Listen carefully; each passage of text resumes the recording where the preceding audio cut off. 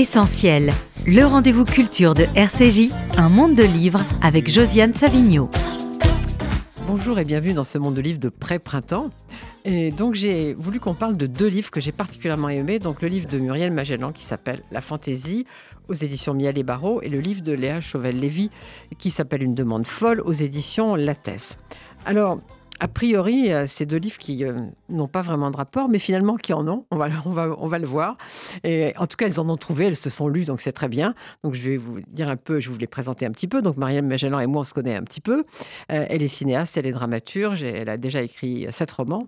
Et donc le dernier, c'est celui-là, La Fantaisie. Léa Chauvel-Lévy, on ne se connaît pas beaucoup, sauf que j'ai lu votre premier livre, qui s'appelait Simone, aux éditions de l'Observatoire, et que j'ai particulièrement aimé. Et pourquoi vous êtes intéressée à Simone Cannes, devenue Simone Breton ? C'était la grand-mère d'un ami galeriste. Moi, j'ai une vie derrière moi, même si je ne suis pas très vieille, mais j'ai fait plusieurs métiers, dont critique d'art et commissaire Oui, j'ai vu que vous d'exposition. êtes commissaire d'exposition Oui. et que vous avez une formation de philosophe.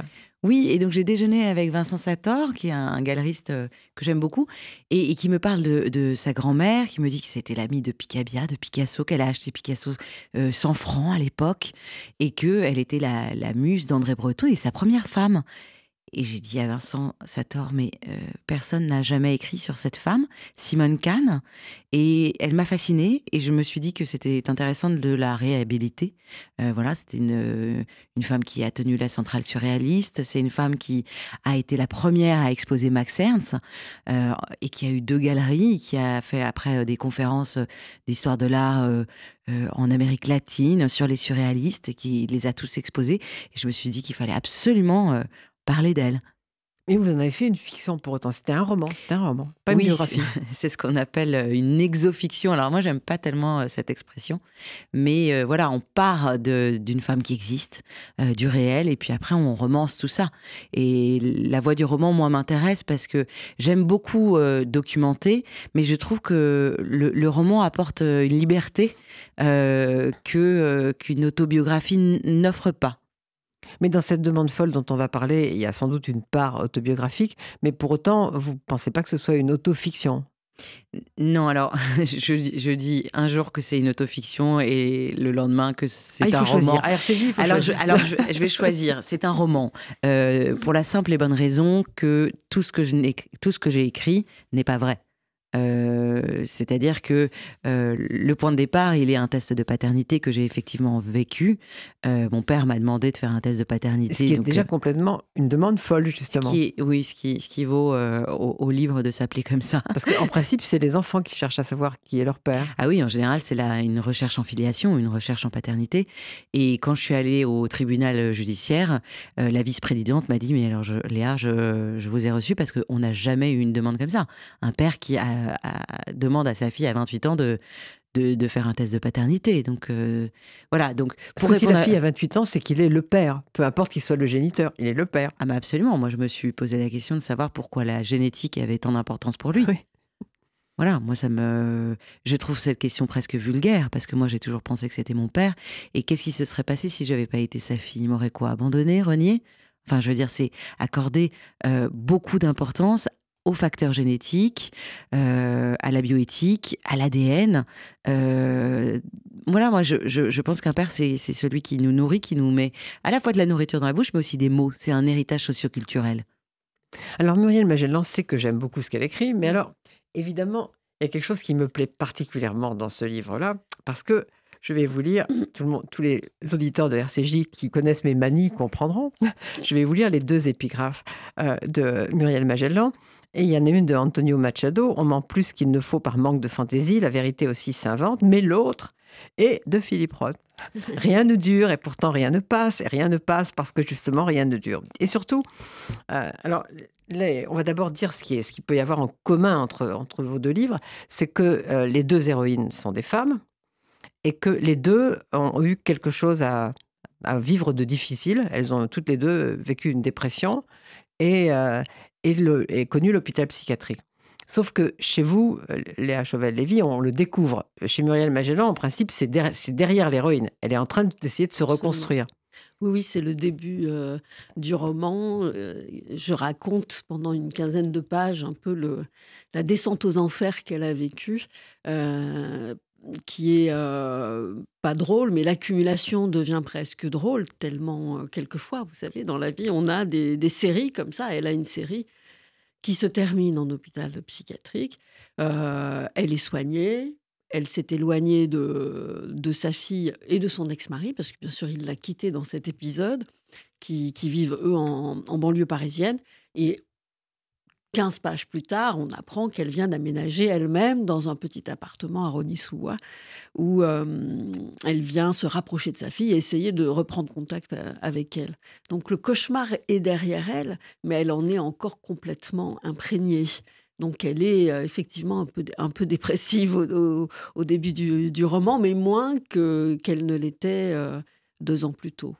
Et ça s'appelle la fantaisie, mais ça pourrait aussi s'appeler un peu la mélancolie, parce qu'il y a des choses très mélancoliques dans ce livre, on va en Oui, parler. je voulais vraiment faire une sorte d'aller-retour comme ça entre la mélancolie indispensable, je crois, à la littérature d'une part et qui teinte beaucoup nos vies en ce moment, et la fantaisie comme une possibilité, comme une ouverture, comme une option, voilà. On va en parler de la Ouais. fantaisie aussi, parce qu'il y a des choses, en effet, qui relèvent de la fantaisie dans ce livre. Chez vous, Léa Chauvel-Lévy, cette demande folle dont on vient de parler, elle fait basculer l'héroïne. Oui, elle l'a fait complètement tomber. Euh, et ce que j'ai beaucoup aimé dans le livre de Muriel Magellan, c'est qu'elle parle de la dépression comme d'un monstre. Et c'est comme si ce monstre était tapi dans l'ombre et que tout d'un coup, on est possédé, on est assailli. Et moi, j'ignore si vous l'avez vécu pour en parler. On se pose toujours cette question-là. Moi, je l'ai vécu. Oui. Et c'est vraiment ça. L'idée du monstre, moi, je ne l'ai pas qualifié comme ça dans mon roman. Et je suis très jalouse de cette formulation. Parce que je trouve que c'est comme ça, oui, ce qui se répand et qui surgit. Mais on le sent dans votre roman. Quand Mais oui, même, c'est pas formulé comme ça, mais on ressent vraiment la dépression. Et Léa Chauvel-Lévy, je trouve, en effet, comme le dit Muriel Magellan, on le ressent tout à fait dans votre roman, parce que c'est comme quelque chose qui glue, qui engloutit, qui envahit tout l'espace, cette dépression. Oui, et puis surtout qui, si elle n'est pas soignée, amène à la mort. Donc, moi, je pense que sans la chimie, je ne serais plus là. C'est-à-dire que vraiment, j'ai vacillé jusqu'à tomber et jusqu'à avoir l'impression de devenir folle. Et c'est aussi pour ça que je mets le mot folie dans le titre. C'est une demande que mon père me fait et tout bascule. Et je dis à un moment donné, donc, quand il dit « je ne suis pas sûre d'être ton père », les mots tombent sur le sol. Et toutes mes certitudes avec. C'est-à-dire que pour moi, un père, c'est un ciel, c'est un toit, c'est une fondation. Et quand la fondation n'est plus là, je pense qu'on choisit, tout simplement. Et il y a une rupture à ce moment-là. Et voilà, et sans le secours de Sainte-Anne, voilà, je pense que j'aurais vraiment, vraiment perdu pied. Puis il y a cette phrase terrible, la mère est certaine, le père est incertain. C'est pas le père qui est incertain, c'est le géniteur. Absolument, c'est le Il y a géniteur. cette espèce de confusion, mais la mère est peu présente dans le livre. Oui, tout le monde me le dit. Elle est présente dans ma vie pourtant. Elle est peu présente dans le livre, mais elle est tout de même le déclencheur de la chose. C'est elle qui a propagé l'incertitude. Oui, je dis que c'est l'origine du clair-obscur. Donc la mère, elle est absente parce que c'est mon père qui m'a posé cette question. Mais je crois que ma mère est encore sacrée, que je n'arrive pas à... C'est une mère montagne, en fait. Elle est immense dans ma vie. Pourtant, et le poison est né dans la bouche de la mère. Alors, je dirais pas forcément le poison, je dirais l'irraison, je dirais l'irrationnel. C'est-à-dire que ce roman, c'est un doute qui passe de la mère au père et qui contamine l'enfant, en l'occurrence moi. Et elle est absente, alors je sais pas, je ne comprends pas pourquoi. C'est encore les pages sur votre mère, enfin, ou sur la mère, on va dire, puisqu'on est quand même dans une fiction. Elles sont puissantes. Et notamment le moment où elle exprime le fait qu'elle ne sait pas pourquoi elle Absolument. a fait naître le doute. Elle ne l'explique pas d'elle-même. C'est très beau parce que justement, ça fait arriver ce clair-obscur qui est sans doute la raison de la dépression, c'est-à-dire le doute présent dans Le l'enfant fait que que vous mon père étiez. m'élève Oui, là-dedans, dans ce que doute-là. voilà, que vous soyez élevé dans ce clair-obscur. Pour autant, on sent bien que ce clair-obscur, c'est ce qui nous fait écrire. C'est-à-dire, c'est ce qui nous donne envie de lever le brouillard et pourtant, le brouillard est là et je crois, que c'est d'accepter, vous demandez, régulièrement, hein, dans les pages de la clarté et pour autant, j'ai l'impression que c'est d'accepter le brouillard qui fait avancer. En tout cas, c'est là que je vois aussi des échos un peu avec, Mais surtout, alors pour répondre à votre question, Oui. quand on me dit qu'elle est absente, hem, je l'entends complètement, mais je trouve que quand même elle écrit à la narratrice, Anna, une lettre qui explique les choses quand même et c'est une histoire aussi transgénérationnelle. C'est-à-dire que, elle aurait jamais pu quitter, mon père parce qu'elle a toujours voulu, d'une certaine façon, le protéger. Donc je trouve qu'elle a quand même une présence qui est importante. Elle est en filigrane, je dirais. Elle est en creux. Oui, Muriel Magellan le dit bien. Moi, je me suis laissée Mmh. un peu envahir par ce père. Oui, non mais bien sûr. ah Mais oui. c'est aussi, la difficulté de dire non à la violence d'un homme, hein. Mais il a toujours, en fait, finalement, cette incertitude, à vous lire, on pense que cette incertitude a nourri sa violence. Absolument. Oui, moi j'ai essayé de désosser la violence, de la décortiquer et cette violence naît de ce doute-là, absolument. Alors c'est pas une violence physique, hein, mais c'est une violence, psychique parce que, comme je le disais tout à l'heure, le fait de douter, c'était me rendre à un statut d'hypothèse et me mettre en suspens. Voilà. Qu'est-ce qui se serait passé en fait? J'aurais tout à reconstruire avec un autre homme et qui aurait été vraiment mon père si ça n'avait pas été lui? Parce que de toute façon, moi, je l'aimais de façon inconditionnelle. Et c'est ça qui, moi, m'a énervée. Ce livre, je l'ai écrit comme un cri. Ce qui m'a énervée, c'est d'accorder de l'importance au gamète mâle, d'une certaine façon, et de renier tout ce qu'il avait fait pour moi, tout son amour. Un père, c'est celui qui va nous élever. Un père, c'est celui qui va nous accompagner à l'école, à notre épreuve du baccalauréat, qui va nous porter notre sac. C'est tout sauf, alors j'ai envie de le dire très trivialement, des spermatozoïdes. Enfin, je veux dire, je trouve ça vulgaire. Mais ce qui est étonnant, Léa Chevelle-Lévy, c'est que quand on vous lit, enfin moi je vous ai lu comme ça, je vous ai lu comme un roman, comme le fait Bon. qu'il y a de la fiction dans ce livre, mais quand vous en parlez, vous dites je, ça devient un récit, et vous dites mon Oui, père. oui, non, bien sûr. Donc quand vous en parlez, l'autobiographie ressurgit, plus que Oui, dans le oui, livre. non, mais votre analyse est extrêmement juste et là réside ma grande ambiguïté, comment je me positionne par rapport à ce texte. Je dirais que le point de départ, c'est un test de paternité. Je dirais que l'héroïne est en partie moi, en fait, tout simplement.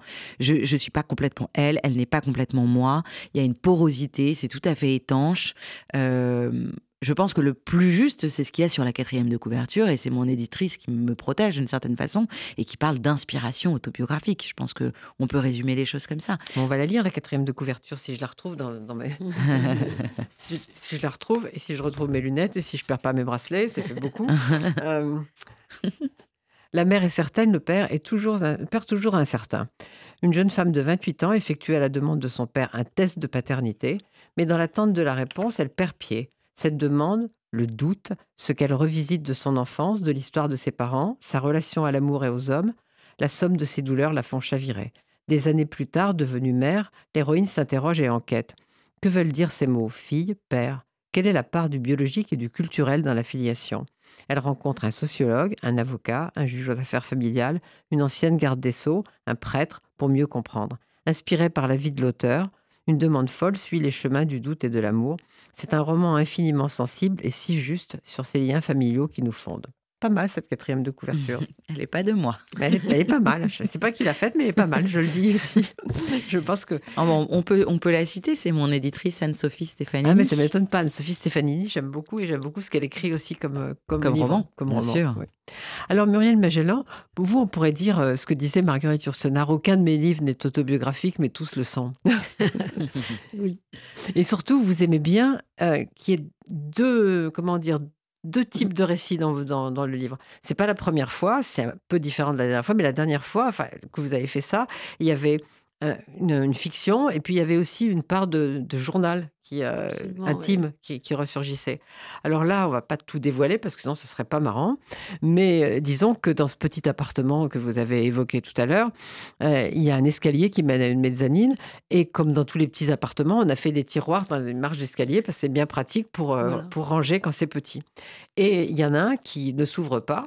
Et quand elle finit par l'ouvrir, il y a un manuscrit dedans. Ouais. Et le manuscrit, il y a un personnage qui s'appelle Jonas. Déjà, c'est bizarre qu'il s'appelle Jonas parce qu'il y a plein de références à la Bible. Pour moi, ce Jonas, c'est un personnage de Philippe Roth qui serait tombé dans la littérature française. Il a des problèmes avec lui-même. Il a des problèmes avec la Bible aussi, le combat avec l'ange, etc. Il a des problèmes. Mais évidemment, il y a un auteur. Et donc, on est quand même au 21e siècle, donc on peut essayer de retrouver des gens. Alors, on cherche sur le net, il ne se passe rien, mais qu'est-ce qu'il y a? Il y a tous les réseaux sociaux. Donc, Instagram trouve un type, Philippe Sandre Lévy. Et elle se dit, il faut que je prenne contact avec lui. Donc, lui, il n'est pas du tout content. Lui aussi, c'est un dépressif. Oui, c'est ça, oui, c'est la rencontre entre Lui aussi, c'est un dépressif. Et donc, je pense que dans l'état de post-dépression où elle était, ce n'était pas forcément idéal de lui faire rencontrer un dépressif. Le passé l'angoisse. Donc, évidemment, ce manuscrit qui date de 20 ans, c'est un truc qu'il ne faut absolument pas voir. Il ne veut pas qu'elle le lise. Elle, évidemment, elle s'est précipitée pour le lire. Ils se rencontrent. Et là, c'est là que, j'allais dire, il y a l'artifice romanesque, parce que sinon, on finit là. C'est un tout petit livre. Oui. Et pendant qu'il est parti aux toilettes ou quelque chose comme ça, elle dit: c'est pas possible, quoi. J'ai pas photocopié, je suis complètement idiote. Moi, je veux finir de lire ce livre. Elle le vole. Voilà, elle est dépendante à l'histoire de fiction que Philippe Sandre Lévy a écrite 20 ans plus tôt, et qu'il avait enfermé dans cette marche d'escalier. Voilà, je ne dis pas trop dans quel contexte, mais enfin, c'était des jeunes gens. Des jeunes gens pleins de fantaisie. Plein de fantaisie et d'insolence aussi. Et toute chose qu'il a perdue en route. Et ça, elle s'en aperçoit très vite lors de cette prise de contact. Mais alors, il fait quoi exactement dans la vie, ce Philippe Sandre Lévy, Muriel Magellan? Alors, il a créé une boîte de vidéos, d'utilitaires vidéo, donc il vend du matériel vidéo, et à la fois il va filmer il a une équipe qui va filmer les événements familiaux comme les bar mitzvahs ou les mariages. Mais c'est pas lui qui y va. Voilà, il envoie son employé filmer, et après ils font le montage et il propose plein de produits dérivés. Donc c'est pas, j'allais dire, c'est pas la joie, ça devrait, mais ça ne l'est pas tout à fait, parce que il faut faire tourner cette boîte, que les gens maintenant, ils ont leur téléphone portable, ils filment avec leur téléphone portable, ils ont tout à disposition, donc il faut se réinventer, c'est compliqué. Il a dû, quelques années plus tôt, renvoyer des employés. Voilà pourquoi la vie lui est tombée dessus un peu. Et le jeune homme qu'il était, plein d'insolence, ce jeune homme qui avait écrit ce roman sur Jonas, qui avait créé ce personnage burlesque, dont ça me fait très plaisir que vous dites qu'il a l'air de tomber d'un roman de Philippe Roth. Ce jeune homme-là, il est loin, et non seulement il est loin, mais en plus, Philippe Sandre Lévy a plus tellement envie de le retrouver. C'est que Jonas, c'est un pré-Portnoy. Il devrait aller chez le psy pour raconter ce que Portnoy raconte chez le psy. Voilà. mais ce Philippe Sandre Lévy, il a des problèmes avec sa judéité. Par exemple, la grand-mère. Oui, sa grand-mère était juive, et lui a transmis, chez qui qu'il adorait et chez qui il allait très souvent, lui a transmis beaucoup de choses du Talmud. Donc c'est pour ça qu'il y a pas mal de références au Talmud dans le livre. Mais en revanche, ses parents, qui étaient juifs aussi, mais communistes, donc reniant complètement la religion, toute religion d'ailleurs, voulait l'élever sans l'ombre d'une trace de religion. Donc il est tiraillé entre ses parents communistes et cette grand-mère qui lui a transmis le texte, en fait, le goût du texte, le goût des mots, le goût de la discussion autour des mots, le goût de l'humour aussi, toutes choses qu'il avait encore bien en lui quand il avait 20 ans et qu'il avait mises dans ce manuscrit et qui fait rire 20 ans plus tard Mona, qui commence sa lecture et ça l'amuse, ça la trouble aussi parce qu'il y a des coïncidences, il y a des choses qui croisent un peu sa réalité, mais ça l'anime surtout. Voilà, elle est animée par une fiction et par ce Jonas créé 20 ans plus tôt. Voilà.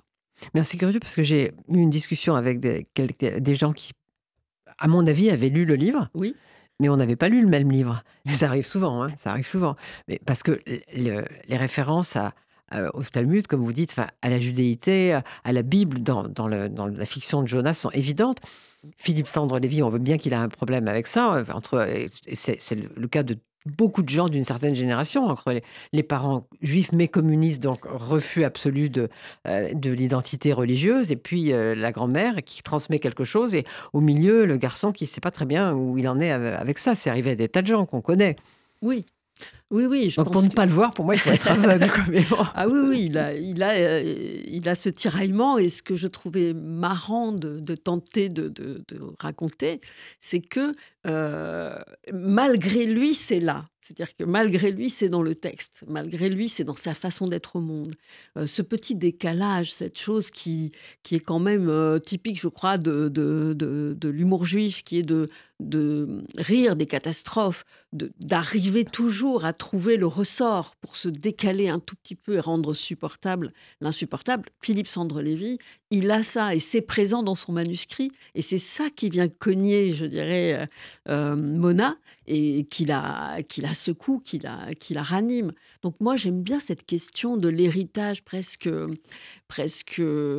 non identifié. Et je trouve que c'est assez présent d'ailleurs dans votre texte, Léa, aussi, parce que votre héroïne, elle va chercher quoi ? En fait, elle est dans le trouble, elle est dans le brouillard. Et ça m'a marqué en le lisant. Je me suis dit, c'est marrant parce qu'elle va chercher la loi, elle va chercher le texte. Donnez-moi le texte pour que je puisse comprendre ce qui m'arrive, ce brouillard dans lequel je suis. Il me faut des mots.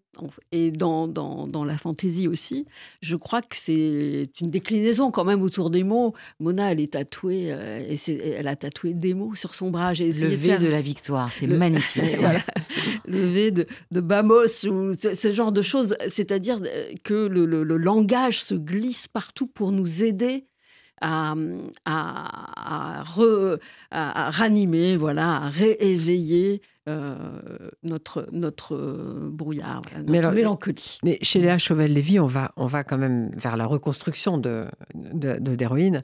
Oui, par le rationnel, absolument. Par le rationnel. Mais chez vous, à travers Philippe Sandre-Lévy, il y a un truc un peu pessimiste, c'est qu'à bout d'un moment, on se dit, qu'est-ce que 20 ans de vie ont fait de quelqu'un ? Oui, oui, c'est ça. Je voulais aussi revisiter, pour ça que la question de la mélancolie est importante aussi dans le livre. Il y a un peu de Modiano aussi qui passe, je pense, parce que c'est compliqué de lutter contre le temps qui passe. Et moi, je suis partie, c'est Philippe Roth qui disait il ne faut pas raconter des histoires, mais se raconter dans l'histoire et raconter le monde dans lequel on vit dans l'histoire. C'est un peu ça qui, moi, m'a animée. Et j'étais effectivement assez mélancolique quand j'ai commencé à réfléchir à cette histoire. Et je me suis dit, supposons que... Voilà, j'ai peut-être perdu mon humour, j'ai peut-être perdu ma fantaisie. Supposons, les choses ne me faisaient pas rire. Je les prenais très au premier degré. Et je pense qu'en ce moment, on voit de quoi je veux parler. C'est compliqué. Donc, c'était quelques années plus tôt. Mais ouais.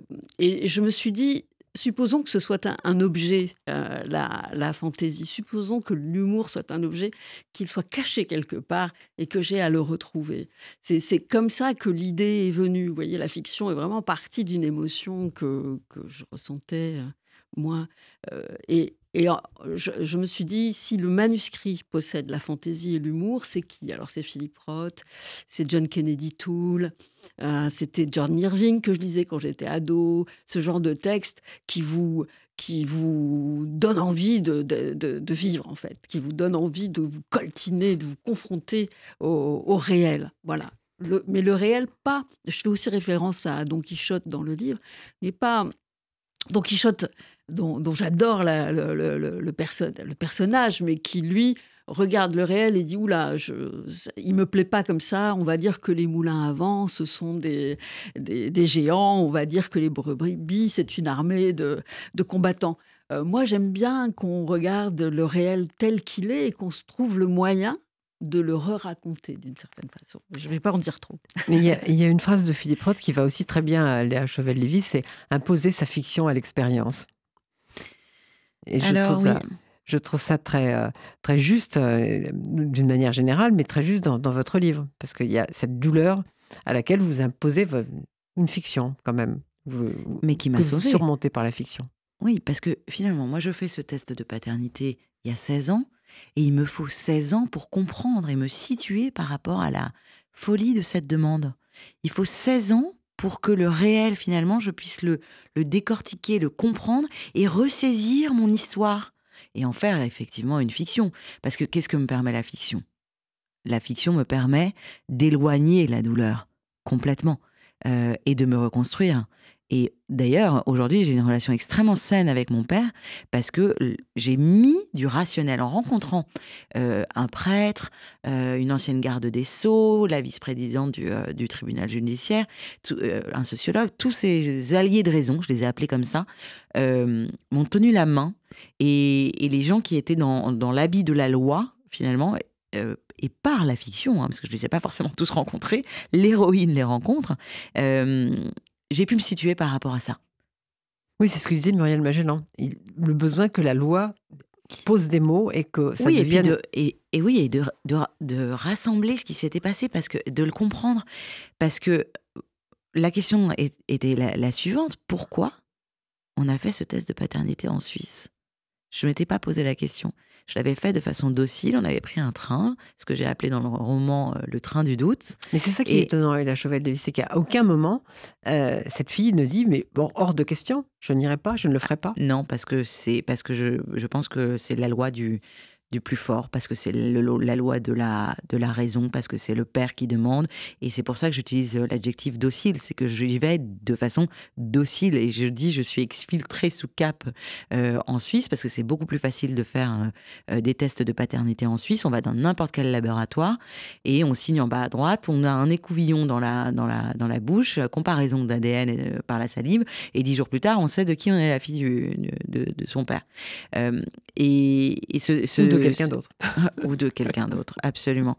Et voilà, en écrivant ce texte, je me suis dit, mais pourquoi ne l'a-t-on pas fait en France ? Et en fait, en France, ça aurait été... Très compliqué. Alors, ça aurait été surtout impossible. C'est ça. À la fin du livre, je suis désolée de le spoiler, mais il y aurait eu prescription.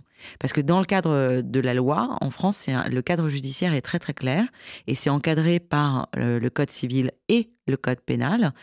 Un test de paternité qu'on dit de confort ou privé est illégal et passible d'amende. Dans les deux sens. C'est-à-dire que quand les enfants veulent savoir qui est le père aussi. Non, alors l'enfant a le droit de faire une recherche en filiation jusqu'à ses 28 ans. Le père, lui, pour faire un test de paternité, a jusqu'aux 5 ans de l'enfant. Ah oui, donc en France, ça aurait été trop tard et donc impossible. Et donc le père le savait. C'est la grande question. C'est la grande question. Ou il a voulu que ce soit plus simple. Oui, ou se soustraire à une forme de rationnel. Mais alors, Léa Chauvel-Lévy, qui est ce père ? Vous dites que c'est quelqu'un qui s'est affranchi de son milieu, qui s'est construit tout seul. Donc oui, j'appelle ça un primo intellectuel. C'est-à-dire qu'il vient d'un milieu très, très populaire, avec des parents qui ont arrêté l'école très tôt. Moi, mon grand-père, il a arrêté l'école à 7 ans. Il était bouvier, donc il s'occupait des bœufs. Ma grand-mère était fleuriste à Rungis. Donc un milieu très populaire. Et il s'en est complètement affranchi par la psychologie. Il a fait des études de psycho, et puis après, il a fait du marketing. Et Et c'est vrai que sa vie a été organisée autour des livres. C'est-à-dire qu'à la maison, c'était la bibliothèque du Congrès, quoi. Il n'y avait que des livres. Mon père lisait 3 livres par semaine. Et il s'est construit par les mots et il m'a tout donné. Moi, je pense que j'aurais jamais fait de philosophie, j'aurais jamais été jusqu'au bout de mes études si j'avais pas eu un père comme ça. Et quand je dis un primo intellectuel, c'est que on ne lui a rien donné et moi, on m'a tout donné. Il faisait quoi il était enseignant? Non, Non, chercheur? il faisait des études de marketing. Mais Voilà. par ailleurs, c'était un homme extrêmement, enfin, c'est un homme C'est extrêmement cultivé. un grand bibliophile Mm. qui m'a tout donné. On passait des heures à discuter de l'existentialisme de Sartre. Il m'a fait lire des textes très tôt. Si je me suis intéressée à Hannah Arendt, c'est grâce à lui. Et vraiment, je n'ai aucun mérite en fait d'avoir fait ces études. Il m'a vraiment tout donné. Mais alors, dans votre livre, Léa Chevèle-Lévy, il y a aussi un autre homme, au début du livre, un homme absent, un homme qui s'en va. Et alors, votre héroïne, quand même, elle est vraiment, elle accumule les difficultés. Mhm. Donc, elle vit avec ce type depuis un certain nombre d'années, et il a une famille assez terrible. Et là, Je presquise. Alors là, je vais lire. non, mais il n'existe pas. Il n'existe pas, mais alors Non. j'adore, enfin, je l'aime beaucoup, le type qui n'existe pas, parce que il aurait qu'il fallu existe, il aurait fallu finalement, un petit peu. l'inventer, il aurait fallu Voilà. l'inventer, vous l'avez inventé avec des parents pareils, et une fille une fille juive qui accepte de vivre avec ce type. Il émane de ce reste de lui une odeur que je connais bien, un mélange de vétiver et de renfermé, car il partait souvent à la campagne rendre visite à ses parents. Un couple clos sur lui-même, sans amis, vieux par leur esprit corseté et resté figé dans un souvenir d'un monde d'avant, nécessairement plus moral et riche. Pure illusion avais-je eu de penser que j'aurais pu les faire changer. Ils ne m'aimaient pas. J'étais juive, ils étaient maurassiens, aristocrates et vivaient sur des terres qui portaient leur nom à particules. Un vieux presbytère qu'ils avaient reçu en héritage. Était-ce pour cela que mon homme avait cédé à l'ordre naturel des choses? On ne se marie pas avec une juive dans cette famille-là. Il faut beaucoup d'amour pour passer outre le sentiment de haine que ses parents portent à l'être que l'on aime. Or, cet amour-là avait-il jamais existé ailleurs que dans le fantasme d'être plus fort que tout, au-dessus de l'ordre clanique, déraisonnable parce qu'amoureux? L'étions-nous? Nous le voulions. Alors, il n'existe pas, mais c'est un beau personnage d'homme assez lâche. Il obéit à la convention. Moi, ce qui m'intéressait, c'est de voir comment un homme ne s'autorise pas à aimer quelqu'un de si différent de lui. Et finalement, il s'en remet à l'ordre moral de sa famille. Et moi, je pense que dans ce roman, j'ai voulu dresser quelques portraits sociologiques un petit peu. C'est-à-dire, alors on ne sait pas vraiment qui elle est sociologiquement. Non, Anna, on la sait pas narratrice, trop. on ne sait pas. Non, elle est assez énigmatique. Elle est assez énigmatique et un peu sans chair, mais parce qu'elle est habitée par le trouble et le doute de ses parents, donc elle est remplie de leur substance à eux. Mais ce personnage-là, qui est donc, en gros, on peut dire Cato Bontemps, donc il n'existe pas, je l'ai inventé vraiment pour pouvoir parler de l'alliance impossible de certains milieux sociaux, culturels en fait. Et il la quitte parce qu'elle est juive. Oui. Et en plus, il la quitte violemment. C'est-à-dire, elle revient de Suisse, il n'y a plus rien dans l'appartement, sauf une table, une chaise et un lit. Oui, et je dis qu'il n'a pas coupé le lit en deux et que c'est quand même très chic. Et oui, il n'y a plus de tableau, il n'y a plus rien. Il a juste laissé un sac. Et je me suis... En fait, c'était une façon de parler du vide. Qu'est-ce qui aurait pu me sauver au moment où... Enfin, qui aurait pu sauver Anna, l'héroïne, au moment où elle doutait le plus. Elle aurait voulu s'accrocher à quelqu'un et cet amour-là était lui aussi parti. Et c'était une tension dramatique, en fait. Comment elle allait se reconstruire. Donc, il fallait du vide. Mais alors, chez vous, Muriel Magellan, cette Mona, à part le fait qu'elle a été déprimée et qu'elle essaie d'en sortir, elle est assez énigmatique aussi. Oui, peut-être, oui, parce qu'elle est dans un temps de suspension de sa vie et donc elle a l'impression qu'il va falloir écrire un nouvel acte à sa vie, mais qu'elle n'en a pas tout à fait la force. Et c'est vrai que le manuscrit, la rencontre, puisqu'elle finit par avoir lieu avec Philippe Sandre-Lévy, sont des clés possibles pour elle. Comment écrire la suite de sa vie. j'aime bien qu'on fasse connaissance doucement avec les personnages. Alors c'est vrai que là, je donne son parcours très tôt au début du roman, mais ce qu'elle est vraiment et ce qu'est vraiment ce Philippe Sandre-Lévy, j'espère qu'on le découvre au fur et à mesure des chapitres et que les personnages se prennent chair peu à peu. Ouais.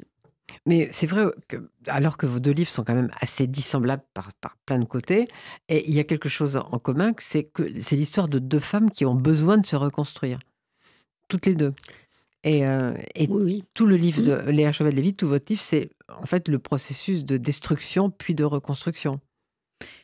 Oui, je dirais tuer le père, mais le réhabiliter. C'est peut-être ça. Et chez Muriel, je sais pas, je serais très heureuse d'entendre ce que vous Euh, pensez. Sur la reconstruction, Ouais. c'est-à-dire se re-raconter nos vies, c'est rendre, puisque le monde dans lequel nous vivons tient du brouillard, tient de l'obscurité parfois, avec des moments de clarté, etc. Mais puisque tout ça est compliqué, et si la solution était dans la façon dans ce qu'on fait, nous, les raconteurs d'histoire, c'est-à-dire dans la façon de remettre au centre les personnages, les petits personnages. Hein. Mon roman se passe en banlieue parisienne, c'est de la périphérie. Je voulais que ce soit pas des personnages du centre, mais du contour, à qui il arrive des questions existentielles hyper importantes. Et si je les mets au centre de mon roman, alors il y a une solution. Et c'est vraiment ça, pour moi, la question de la fiction. Et je parle de fantaisie parce que là, il s'agit aussi de faire sourire avec le roman de Jonas. Mais je pense que même quand on aborde sa propre histoire en la racontant autrement, c'est-à-dire en mettant un projecteur, voilà ce que vous avez fait, vous vous mettez au centre, vous mettez votre père au centre, votre mère, pas au centre, mais presque, Dans l'ombre. voilà, Mhm. des hommes, enfin, vous voyez, et tout à coup, vous les re-regardez, et ils deviennent nos héros. Et, et ça devient supportable. Et je crois qu'on manque de ça, c'est-à-dire qu'on manque de fiction. Et en ce moment, on est quand même très secoués, les artistes, par les gens de la vraie vie, j'ai envie de dire. Mais pourtant, je crois qu'on est vraiment essentiel. C'est maintenant. Avant, j'aurais pas osé le dire. Maintenant, j'ose le dire autant que les autres corps de métier. Parce que tout ce qu'on prend en pleine poire, comme les réseaux sociaux, comme les journaux, les reportages, ces images tellement dures, dès qu'elles passent par le crible de la langue, d'un regard, d'un point de vue, quelqu'un fait le tri pour nous raconter ça, on redevient actif, alors que devant les images du réel, on est sidéré, on est inactif. Donc c'est une remise en mouvement qui a lieu dans cette histoire par une fable avec 2 personnages. Jonas, on en a parlé, mais il y a aussi Suzy Marie, sa voisine, qui n'est pas piquée des hannetons, et qui, elle aussi, va s'allier à lui pour trouver une drôle d'idée. Nous vantons au début du roman pour trouver une solution à tous nos problèmes. Voilà ce que Sandre Lévy, le jeune Sandre Lévy de 20 ans, avait promis à la lectrice à laquelle il s'adresse. Donc, voilà, c'est ces personnages de fiction qui sont presque plus puissants que parfois les personnages du réel. Et d'ailleurs, j'aime bien quand vous dites « j'ai pas rencontré tout le monde », tous ceux qui m'ont ramené à la raison, pour de vrai, je les ai pas tous rencontrés, c'est de la fiction. Ce sont donc bien des êtres de fiction, et le travail que vous faites avec votre réel qui fait que tout à coup, la raison revient. C'est un mélange de vrai et de faux. On a une obsession du vrai en ce moment. Hein. Enfin, du réel plutôt. Du réel. Parce que le vrai, il est là. D'accord. Moi, je parle souvent du mentir vrai, en Oui, fait. Léa Chauvel-Lévy. Mentir vrai. Oui, le mentir vrai d'Aragon, qui est un recueil de nouvelles absolument, enfin moi qui m'a beaucoup inspiré, parce qu'il raconte son enfance et tout est faux. Et il explique Déjà, que tout était faux dans son enfance, le pauvre. oui, oui, et il explique que souvent le mensonge est didactique. Et je pense qu'on apprend beaucoup de choses dans le mensonge. Je pense qu'on a le droit de mentir. Et Duras en parle aussi très très bien de ça. Mais je crois que, vous l'avez dit toutes les deux, ce que vous remettez au centre dans vos deux livres, c'est le pouvoir des mots, c'est-à-dire la possibilité de enfin vivre les choses différemment parce qu'on peut les mettre en mots. Ah oui, bien sûr. Claire Chauvel-Lévy. Ce qui devient dissible nous rend très forts. Et c'est ce que je dis également pour mon père, ou la figure paternelle au centre de mon roman, c'est qu'il s'est sauvé par les mots. Il est sorti d'un système violent, d'une violence pour le coup qui était physique, par le langage, par la langue, par l'apprentissage, par les livres. Et je pense que quand Muriel Magellan explique que la création nous apporte beaucoup et on en a vraiment besoin aujourd'hui, je pense que vous le résumez très très bien en disant que l'art est long et la vie est brève. Et j'ai trouvé ça sublime. L'art est long et le temps est court, oui. Ouais. Oui, c'est court d'apprendre à vivre et c'est court d'apprendre l'art de vivre. Ouais. Mais alors, sur mes notes, j'ai marqué, à propos de Muriel Magellan, page 93. Et je ne sais plus pourquoi. Alors, je vais regarder ma page 93. Si je l'ai noté, c'est que ça avait... Sans doute parce que le narrateur charge la lectrice de la postérité de son récit, elle sent qu'elle ne peut pas laisser faire ça. Elle aurait dû le photocopier ou le photographier avant de partir. Certes, elle a d'abord été impressionnée par les échos avec sa propre vie. Mais ensuite, pourquoi a-t-elle été si respectueuse de la consigne d'un inconnu? Elle s'en veut cette fois encore de son manque d'audace. Ah oui, je sais pourquoi j'avais noté ça, parce que ça résume bien quelque chose de sa, comment dire, son incertitude. Oui, elle est quand même dans cet état de post-dépression, elle est dans une certaine incertitude de l'affirmation de ce qu'elle veut. Oui. Parce que ce qu'elle voulait, c'était lire ce texte. Donc il fallait soit le garder, appeler le type une fois qu'on l'avait lu, soit le copier, le photocopier. Oui, elle s'en veut de ne pas l'avoir fait. Et c'est ce qui va finalement déclencher leur histoire, puisqu'elle lui dérobe à nouveau et que lui va vouloir absolument récupérer ce texte. Donc, son absence d'audace se transforme en une grande audace au moment de voler le texte. D'ailleurs, je me disais, en entendant le mot docile tout à l'heure, moi j'ai écrit un roman qui s'appelle Les Indociles, donc c'est une question qui me travaille beaucoup. Qu'est-ce que c'est que l'indocilité? Mais quand vous dites « j'ai été docile », en suivant mon père, sachez que moi, quand j'ai lu ce moment, je ne me suis jamais dit « mais pourquoi elle le fait ?» Je me suis dit « évidemment qu'elle le fait ». Vous voyez, c'est-à-dire que si on se met dans votre logique, votre papa a un doute, il veut savoir, vous dites oui. Moi, je ne me suis pas dit « mais quelle honte ». C'est votre livre qui, au fur et à mesure, me fait me dire « mais elle a raison, la question n'est pas si évidente que ça ». De suivre son papa dans cette recherche de paternité. C'est grâce à l'écriture et grâce au parcours que vous faites que nous, lecteurs, on se dit effectivement, ce n'est pas si naturel que ça que de répondre positivement à une telle demande. Moi, je pense que je lui ai fait un cadeau et j'ai compris par la suite pourquoi je l'ai fait. Voilà, je pense que je voulais sauver sa détresse et sauver mon père. Bon, mais c'était violent parce que moi, j'aurais rêvé qu'il me dise « mais quoi qu'il se passe, tu es ma fille ». Voilà, c'est ça. Cette phrase a manqué, effectivement. Cette phrase a manqué. Parce que moi, j'aimais de façon inconditionnelle et ce n'était pas le cas. Ou alors, je me trompe complètement. Mais j'aurais voulu... Je dis, un père est celui qui se choisit. Et c'est pour ça que... pour moi, il fallait dresser un parallèle entre la sociologie et la religion chrétienne, puisque la religion chrétienne commence par une histoire de paternité, c'est-à-dire que Joseph adopte Jésus. Marie l'a trompé, dit trivialement. Et personne ne dirait que Joseph n'est pas le père de Jésus. Donc ça commence par une histoire de paternité et il l'adopte. L'affaire est complexe. L'affaire est extrêmement complexe, mais on peut dire que c'est une forme d'adoption, qu'il est un père adoptif, que c'est pas le géniteur en tout cas. Et Edgar Morin en sociologie dit la même chose. L'homme n'enfante pas, c'est comme s'il l'adoptait. C'est le temps d'après, c'est le temps second. Et donc c'est un père, c'est celui qui se choisit, tout simplement.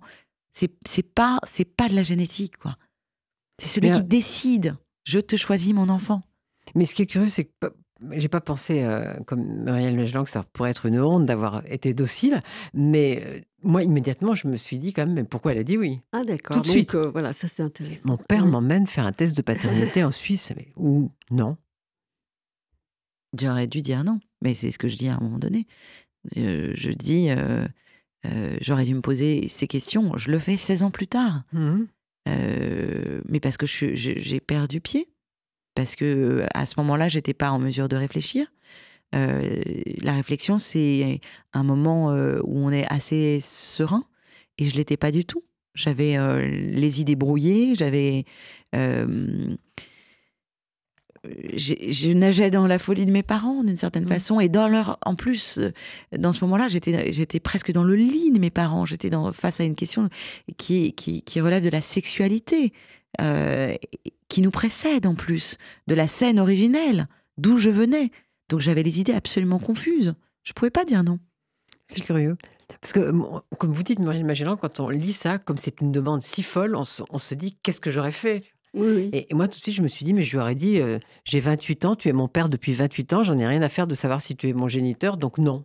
Donc là, moi, j'ai plutôt été dans l'équipe Léa, c'est-à-dire que dans mon identification, je me suis dit c'est assez naturel, elle répond à la demande de son père, ça va lui donner des clés à elle aussi, alors que c'est plus intéressant, bien évidemment, de se dire que non.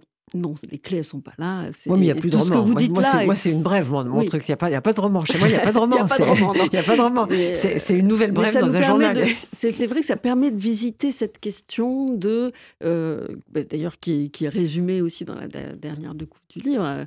Qu'est-ce que c'est que d'être père, et est-ce qu'on a besoin tant que ça de la génétique? Pourquoi cette obsession de la génétique? C'est vrai que c'est une époque, je crois, qui est tendue vers ça.